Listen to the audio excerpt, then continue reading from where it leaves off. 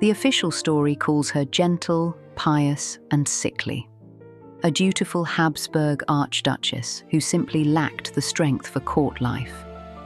In many biographies, she appears as a sad footnote, frail, religious, quietly removed from the glittering stage her siblings dominated. Yet buried in family papers and medical descriptions is a much darker outline.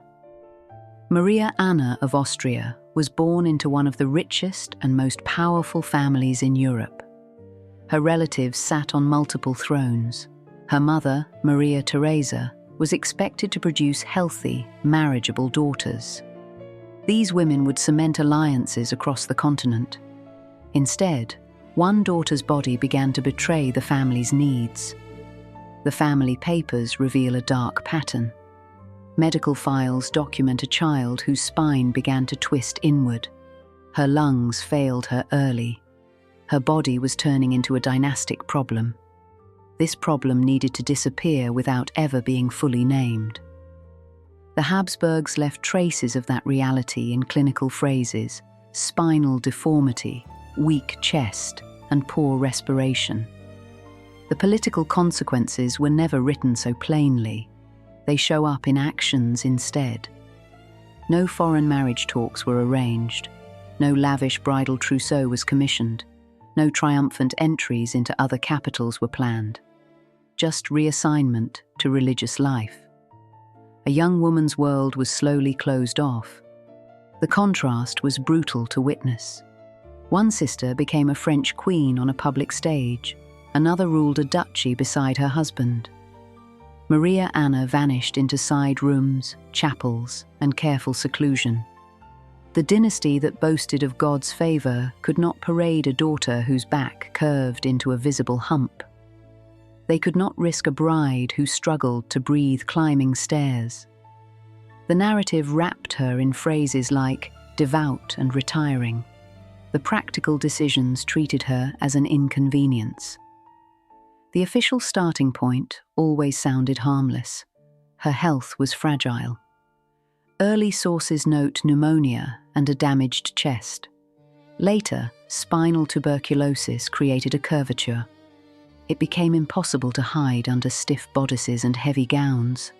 The body meant to carry imperial jewels began to betray the family aesthetic. In a court obsessed with ceremonial posture, she broke the visual script. Portrait painters could soften features. They could idealize skin tone. But a collapsing spine was harder to disguise in 3 dimensions. Guests would see it. Ambassadors would instantly report it home. Maria Anna's ladies-in-waiting helped her dress and undress every day. They laced stays around her twisting torso. They felt the bones under their hands shift year by year. Servants carried special chairs and cushions. They worked to keep her upright. Court records show this was a daily necessity. Silence became part of the care plan. Comment too frankly on what her body was becoming, and employment might end. The family strategy followed familiar Habsburg patterns. When a healthy daughter approached marriage age, her value was measured like currency. When a daughter's body failed to display the right signals, another path opened immediately. A religious appointment preserved her rank. It removed the marriage problem. It kept her useful at a distance. Titles like abbess or governess sounded honorable. They simultaneously solved dynastic difficulties. A calling masked the rejection. A devout nature hid the truth. No foreign ruler wanted to gamble on fragile lungs and a twisted spine. Inside the family, the dynamics were sharper. Maria Theresa arranged marriages for her other daughters. She hosted balls to display them like living jewels. For Maria Anna, the pattern was different. Fewer gown fittings. Fabrics were chosen specifically to hide shape, not flaunt it. When her sisters tried on dresses for state occasions, she stayed seated. She watched from a cushioned chair near the fire. She was praised for her patience. She was simultaneously excluded from the central ritual of noble girlhood, being evaluated. Other women at court absorbed the signal instantly. One daughter drew whispers about future emperors. Maria Anna drew murmurs about her poor health. Polite cruelty flourished in these phrases. Pity replaced the usual rivalry. Yet pity carried its own sting. A woman receiving it knows she has slipped outside the competition entirely. Female betrayal here looks softer than denunciation. It was no less cutting. Healthy sisters accepted marriages that depended on Maria Anna quietly disappearing. Her own ladies-in-waiting repeated the family line. They spoke of her unsuitability for marriage. Noble women who visited the palace saw the discrepancy. They chose not to speak of it directly. Every act of silence reinforced the boundary. The medical details grew worse with time. Spinal tuberculosis was not simply cosmetic. It compressed her lungs, making every breath harder. It caused constant nerve pain and muscle weakness. Wheelchairs became necessary, not optional. They were a daily requirement. In a court built around graceful procession, a wheeled chair turned the body into an object. That image did not suit imperial propaganda. Her world narrowed immediately. Instead of public squares, she moved between her chapel and private rooms. Religious devotion offered an acceptable explanation for the seclusion. Paintings showed her with prayer books and calm expressions. The twisted spine stayed hidden under carefully arranged fabric. Hidden behind religious symbolism, the physical reality blended into pious myth. A lifetime of breathlessness and pain turned into a graceful story. They called it spiritual elevation. Yet the political logic never loosened its grip. A disabled daughter threatened the mechanism of statecraft. If a foreign husband rejected her, the dynasty lost prestige. If she died in childbirth due to compromised health, the alliance failed entirely. Risk management favored erasure. It was easier to present her as a holy woman who had never desired marriage. Easier than admitting the dynasty did not consider her body safe enough as a bargaining chip. The family reputation for inbreeding sits in the background like a shadow. Generations of cousin marriages concentrated both wealth and genetic fragility. Each time a child showed signs of inherited weakness, the dynasty faced the same choice: admit the cost or hide the result. Hiding usually won the day. Official records emphasized charity work and religious appointments. They mentioned delicate health while avoiding specific diagnoses. Chronic illnesses with precise medical names appeared as vague weakness. In Maria Anna's case, the references to spinal problems are concrete. Even so, they sit inside a larger language that tries to soften the facts. Living every day gasping for air feels far more brutal than respiratory difficulty. Within the female spaces of the court, those euphemisms did not hold. Women who dressed her saw the exact shape of her back. They lifted chemises over shoulders that no longer aligned. They brushed hair over a neck forced forward by structural collapse. At night, some of them would report these details to others. Royal courts ran on gossip. Stories about the Archduchess's changing body circulated among women. This happened long before male diplomats ever heard them. Each retelling helped define her as other. It affirmed the normalcy of the women describing her.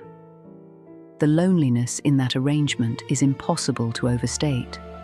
Maria Anna belonged to a family that ruled armies.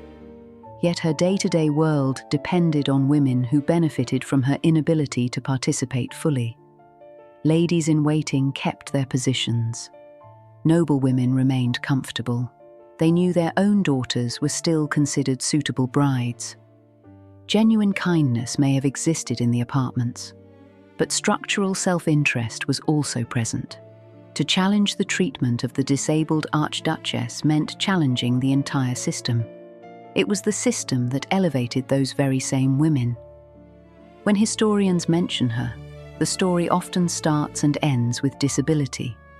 Born, became ill, retired from public life, died. The arc is tidy and simple. It avoids discomfort about what the dynasty chose to do with her. The deeper pattern emerges when multiple Habsburg women are viewed together. Healthy daughters were shown to foreign courts like living treaties. Sick or disabled daughters were shifted toward religious roles. They were spiritualized and made invisible. The full horror comes when patterns meet specific detail.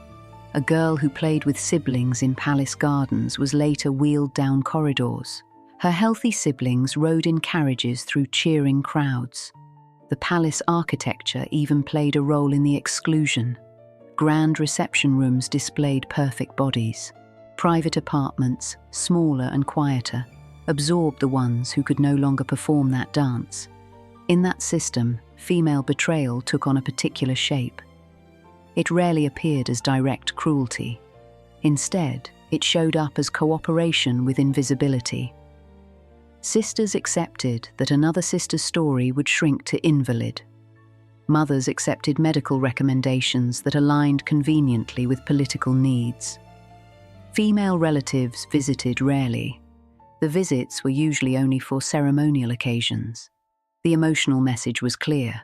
Some bodies deserved to be seen, others were best remembered in prayer. The most disturbing irony lies in how religion was weaponized. A disabled princess who disappeared into a convent created less political trouble. Her suffering could be reframed as spiritual sacrifice. Instead of facing the consequences of closed marriage circles, the family pointed to her devotion. Publicly, she became a symbol of holiness. Privately, she remained a reminder of what the bloodline had done to itself. Wealth did not save her from the physical reality. Palace air stayed just as thin in her lungs. Silk upholstery did nothing for spinal collapse. Doctors could be summoned at any hour. Yet treatments for tuberculosis of the spine were limited and painful. The same dynasty that commissioned masterpieces of art could not straighten one daughter's back. Money softened the surroundings, not the bones. The irony cuts deep into the core of the dynasty. The Habsburgs clung to inbred unions to keep power inside the family. Those same unions created vulnerabilities. They forced the family to hide children in convents and side rooms. Prestige demanded physical perfection in public. Genetics refused to cooperate. Each concealed daughter became another quiet cost of that decision. Maria Anna's life sits at that dark intersection. A girl born into maximal power. She was transformed by illness into a problem to be handled, not a person to be fully seen. The darker strand of royal history runs through stories like hers. Rooms where the curtains stayed drawn, corridors where wheelchairs replaced processional steps, women whose value dropped sharply. They were judged the moment their bodies betrayed dynastic ideals. In that shadowed space, the real limits of wealth and power become visible. The official story describes Maria Anna as quietly resigned to her fate. The records suggest something much colder. The pattern of decisions shows a young woman removed, managed, and systematically contained. She was a daughter transferred from nursery to side wing, from side wing to religious house. She vanished from political life almost completely. Not because she chose it, it was because her body threatened the smooth surface of Habsburg power. The silence of later historians completes the operation. The focus remains on the more visible children, Marie Antoinette and Joseph II. The disabled daughter's life becomes a single paragraph. The sentences emphasize her piety. They gloss over the structural violence of her removal. This erasure protects more than reputations.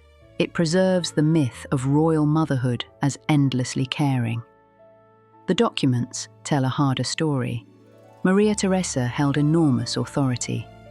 Accepting Maria Anna's confinement without major challenge was a choice. The women managing her life enforced the rules. Doors were locked at certain hours. Visitors were limited. Conversations were monitored. The same hands that brought medicine also turned the keys. The darkest element lies in the contrast between public image and harsh reality. Publicly, the family cultivated a tableau of harmonious domestic piety. Invisible in those scenes stand the children who did not fit the frame. The sick son, the disabled daughter, the ones placed in side rooms before the artist arrived. Maria Anna's existence forces questions about royal power. Wealth bought palaces and physicians.